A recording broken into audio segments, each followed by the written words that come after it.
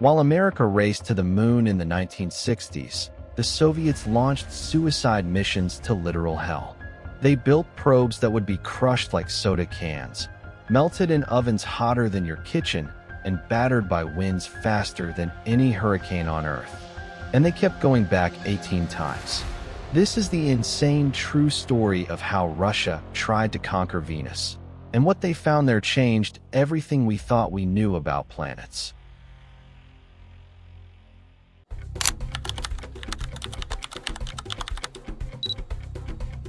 In 1960, the Cold War was at its peak.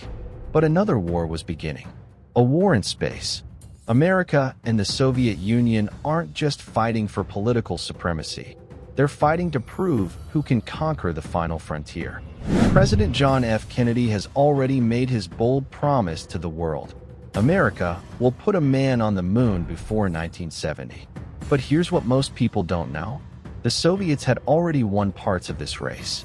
They'd already landed probes on the moon.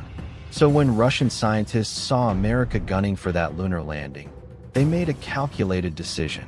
If America wants the moon, we'll take Venus. If they can land on a rock, we'll land in hell itself. But why Venus? At the time, scientists thought Venus and Earth were twin planets. Similar size, both rocky, both roughly the same distance from the sun. The main difference? Venus was completely shrouded in thick clouds. Nobody knew what was beneath those clouds. Could there be oceans? Jungles? Alien life? The Soviets realized something brilliant. The moon can be seen through any telescope. But Venus? That was a complete mystery. If they could be the first to show the world what was hiding under those clouds, especially if it was something spectacular like alien creatures or vast oceans, it would be an even bigger achievement than the moon landing. So they planned not one, not two, but 18 missions to Venus. And they called them Venera.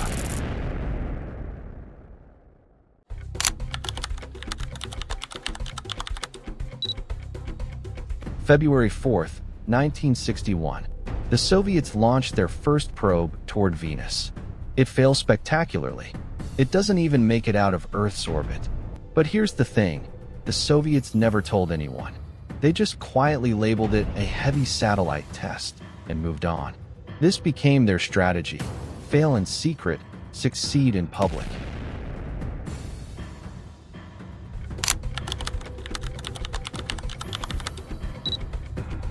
On February 12, 1961, Venera 1 became the first human-made object ever sent toward another planet. 7 days later, radio contact is lost. The probe silently drifts past Venus, about 100,000 kilometers away, and continues floating through space to this day. A ghost ship in the cosmic ocean.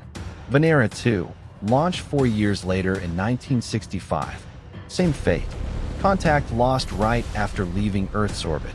Between 1960 and 1967, the Soviets tried multiple times.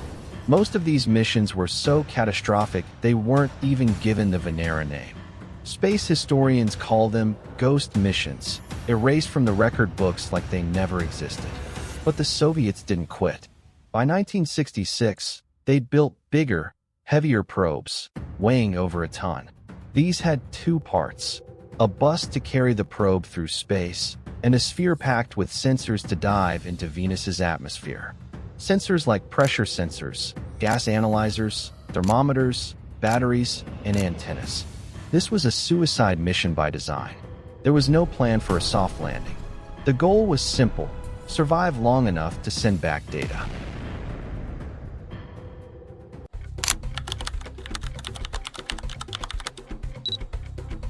March 1st, 1966. Venera 3 enters Venus's hellish atmosphere, and its systems immediately fail. It crashes into the surface, sending back nothing. But technically, it becomes the first human-made object to impact another planet's surface. But this was a Pyrrhic victory.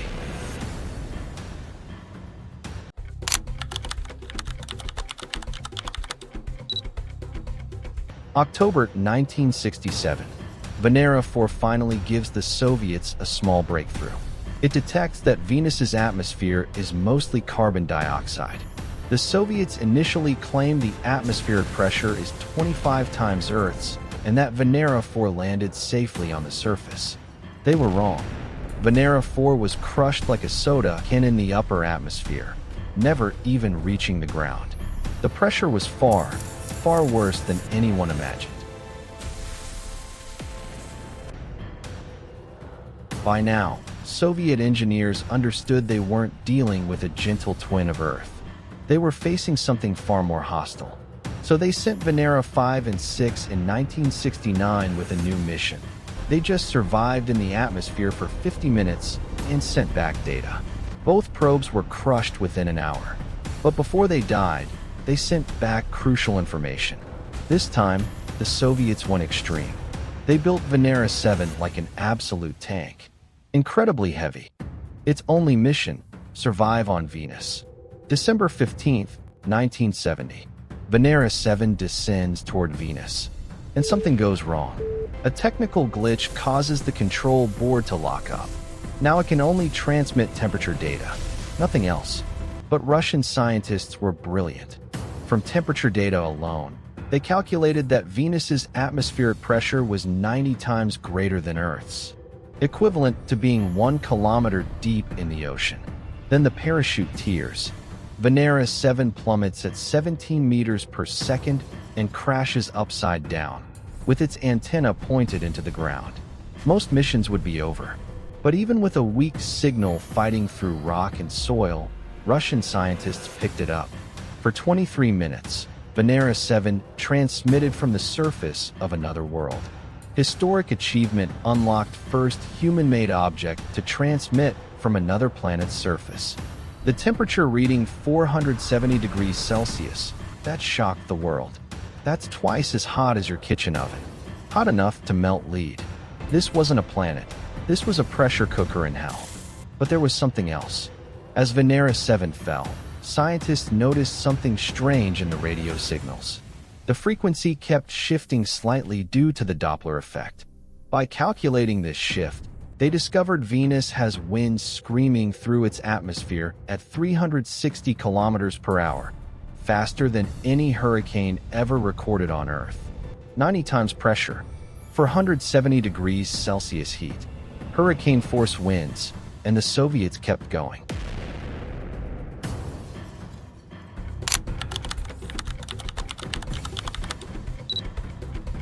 Venera 8 in 1972 added a new instrument, a light sensor. Scientists wanted to know, could you actually see anything on Venus's surface through those thick clouds? Yes, despite the dense cloud cover, enough sunlight scattered through that you could see. Not bright daylight, but similar to an overcast day on Earth. Venera 8 survived for 60 minutes on the surface. At 470 degrees Celsius, heat and crushing pressure were nothing short of miraculous. Venera 9 to 12 were game changers. These 4 probes were different and completely redesigned. Over 5 tons heavy, UFO-shaped landers, a central sphere protecting delicate electronics, a crush ring at the bottom to absorb landing impact, an aero brake at the top to slow descent, and most importantly, cameras. 2 cameras per probe to capture a full 360 degrees view of Venus. The cameras activate, but there's a problem. A lens cap fails to eject. Only one camera works. Venera 10 same issue, only one camera. Venera 11 and 12 even worse. Both lens caps fail on both probes. They survive 110 minutes on the surface and send back tons of data, but not a single image. Millions of dollars, years of work, defeated by lens caps. But then, October 22nd, 1975, the first picture with just one working camera, Venera 9 sends back the first photograph ever taken on the surface of another planet. The world sees it. Venus isn't a sandy desert. It's a rocky, terrifying landscape covered in sharp, angular stones and a nightmare world. 3 days later, Venera 10 sends back another image. Humanity had finally seen hell.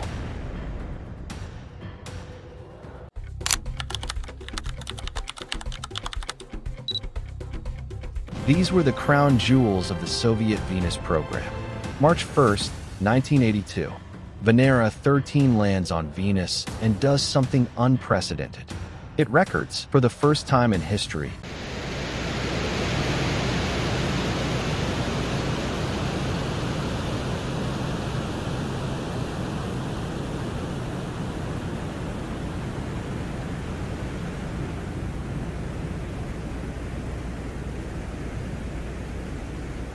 humans heard the winds of another planet.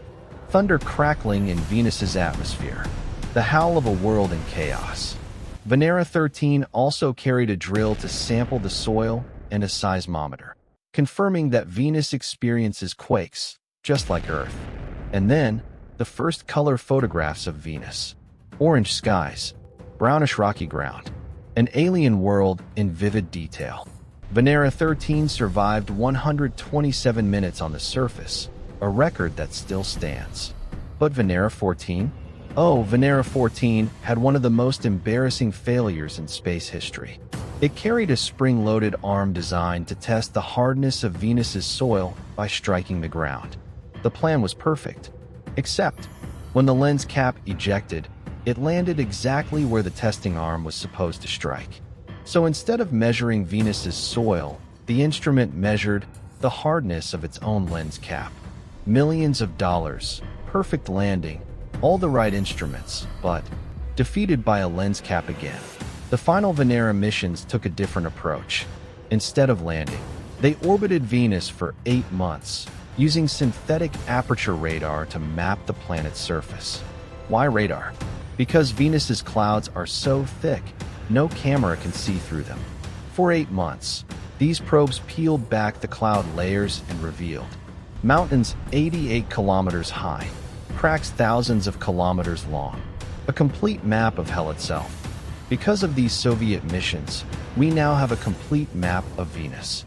We know it's hot, we know it's crushing, we know it's hostile beyond imagination. America called the Venera missions failures. But think about what they achieved. First probe to reach another planet. First transmission from another planet's surface. First images from another planet. First sound recording from another planet. First color photos from another planet. Complete atmospheric analysis. Complete surface mapping. The Soviets launched 18 missions to Venus. Many failed, but the ones that succeeded changed everything. To this day, some people call Venus the Soviet planet. Craters and valleys there still bear Russian names, a permanent reminder of when humanity decided to visit hell. If you enjoyed learning about humanity's most insane space missions, smash that like button and subscribe for more deep dives into space history that'll blow your mind. Hit that notification bell so you never miss an upload.